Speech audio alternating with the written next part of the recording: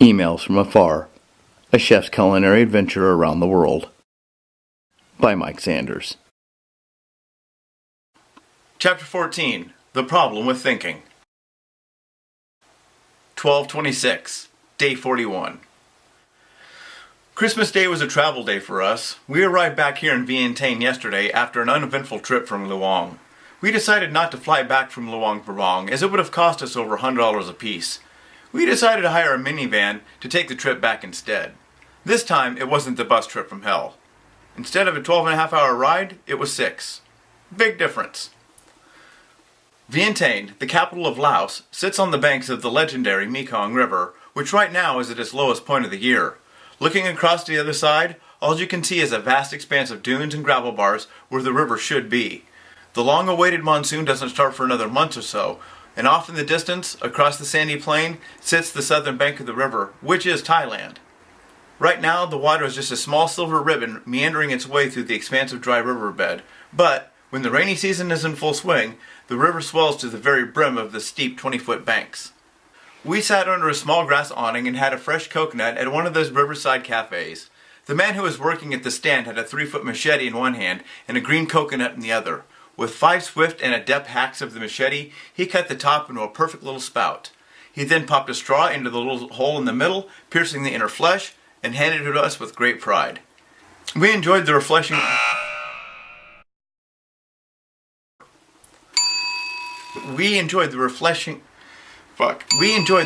flavor of the cool. Here it is, that sentence again. We enjoyed the refreshing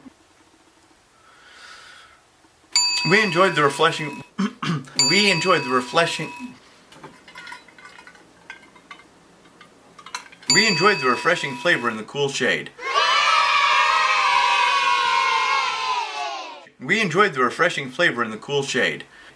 After having 2 each, we had to call it quits. Drinking too much coconut juice is bad, as it's a powerful laxative. Feeling a bit peckish, we wandered off to find something to eat. We quickly found a street known as Café Street. The atmosphere felt very French. Coffee and baguette, alfresco dining, classic French music, and menu boards in French. Every once in a while I had to remind myself that we were in Laos, not some weird version of tropical France. Torn between French and local food, we split a plate of pad thai and a baguette sandwich. The pad thai here is a little sweeter and has more green onions than what I had in Thailand, and that goes across the board. I had a plate or two in Luang Prabang with the same characteristics, sweet and green onion heavy. The baguette was really good, fresh and soft. The best part of the sandwich was the razor-thin slices of house-made salami. I'm really surprised how good the food has been here. I know the French had a huge influence in Southeast Asia, but I never realized how pervasive it really is. 12/27, Day 42.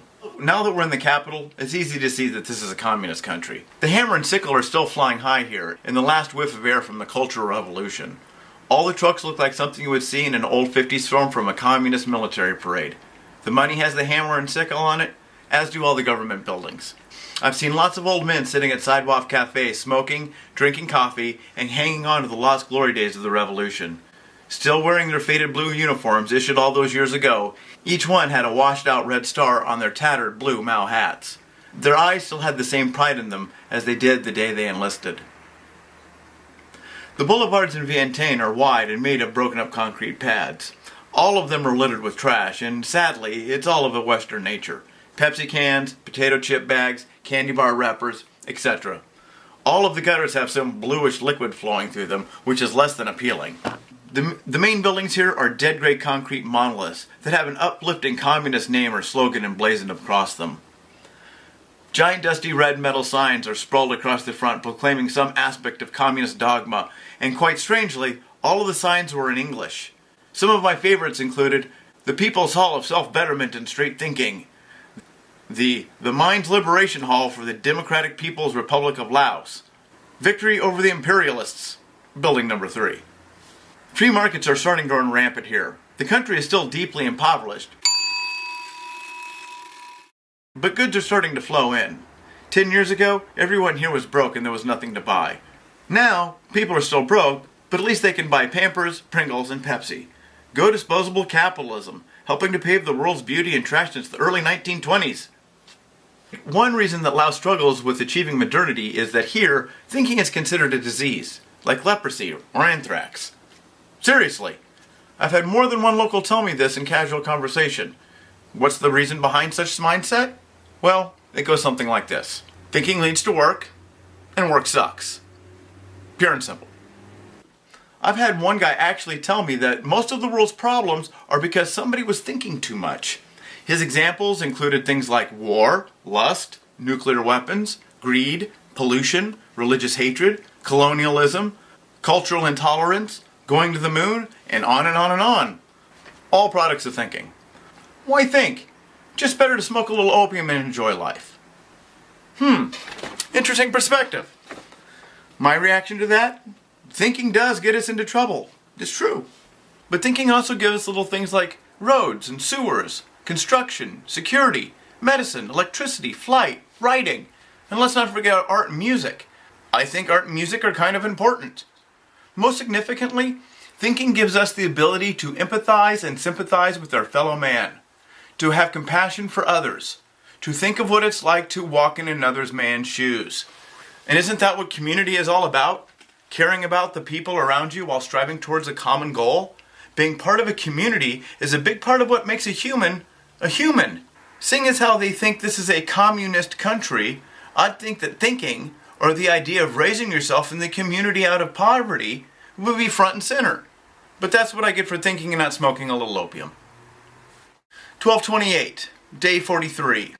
Vientiane Town Square is a rather pleasant open cosmopolitan area not far from our hotel. The square is actually a giant circle paved with red brick surrounded by a ring of restaurants and shops along the outside. The interior of the circle is filled with benches and a small well-groomed grassy area. We noticed a life-size carving of a chef in full regalia holding a menu sign over to our left. It was a Scandinavian bakery of all things. I was a little leery about it being a truly Scandinavian place, but as soon as I walked in the door my fears were laid to rest. It smelled and looked and felt like anywhere Europe. With the salami being made, the fresh bread baked daily, we both had to have a sub sandwich for lunch. Superior. That's the only word that comes to mind about the sandwich. Superior. Everything in the display case looked so tempting that I had to get a cherry Danish on the way out. I'm amazed how good the food is here, and the level of cleanliness is far higher than I would have expected. Continuing our walk from the bakery, we soon found the National Museum. We both felt like it would be wrong not to go in, seeing as how we had visited the National Museums of Japan and Thailand so far. Why not Laos? Unfortunately, we only had about 45 minutes before the building closed for lunch. Of course, they didn't tell us that when we were buying the ticket. The main floor had exhibits showcasing pottery, old weapons, and even a few massive funeral urns from the famous Plain of Jars in northeastern Laos. The building itself was old and in desperate need of repair. Most of the paint had peeled off the walls, leaving the deeply scuffed hardwood floors covered in small ivory chips. The cast iron doorknobs, once a sign of refinement, were now rusted stiff. The filthy windows let in a milky and diffused light, and the window latches were heavily corroded with polyps of rust. The thick doors between showcase rooms were tough to swing and in badly need of an oil, squeaking heavily in protest whenever moved. With every footstep the floor creaked and popped, giving the whole place the feeling of an abandoned factory in an inner city. Glad we went, but it was kind of depressing. This country is so poor. Earlier in the day we had noted next door to the Scandinavian place was a Provençal-style bakery. So we wandered our way through the few temples back to the square, and, by dinner time, we'd arrived. The establishment was very, very French. Not only was the menu French and the style of food French, but what they had selected to put on the menu was French in its thinking. Even the staff spoke French. It wasn't a restaurant that just served French food. It was French food for French people. Just as we sat down, the sun was setting. The super tall streetlights in the center of the square flickered on, illuminating the courtyard in cones of pale yellow light. We decided to try the first things that caught our eye, the Provençal pizza. We ordered 2 of them and split them. One had ham, black olives and mushrooms, and the second was an anchovy ham and green olives. They were the best pizza I've ever had. God, I sound like a broken record. Best ever, best ever, best ever. But they were. Super flavorful, it had crust as thin as a playing card, and was crisp like a cracker. The toppings were juicy and plentiful. The sauce was sweet and bursting with flavor. I just gorged myself, I'm proud to say. For dessert, we split a giant crepe Suzette, basically because Sarah had never had one before.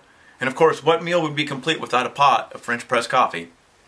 By the time dessert was served, it was just starting to get dark. Across the courtyard, my eye kept catching something darting in and out of the cones of light given off by the super tall street lamps. The blur was catching any unlucky moth or bug that strayed too close to the light, darting in and out with the swift deftness and grace. Straining my ear, I could make out a faint sound that gave away the mystery. As they came diving down out of the dart, you could hear the high-pitched clicks of echolocation homing in on the target. The click would start slowly and then progress to the rapidity of one solid tone. Click, click, click, click, click, click, click, click, then bam! A bat would flash in and out of the light as it snatched its prey. Cool. Bats are awesome. Dad would have loved to have been here, as he always did have a soft spot for them. The Chinese believe that the bat is a bringer of luck and good fortune. All the little signs helped me feel like we were on the right track and that we had the blessings of the powers that be. Tomorrow, we're catching a bus and moving on to our next destination.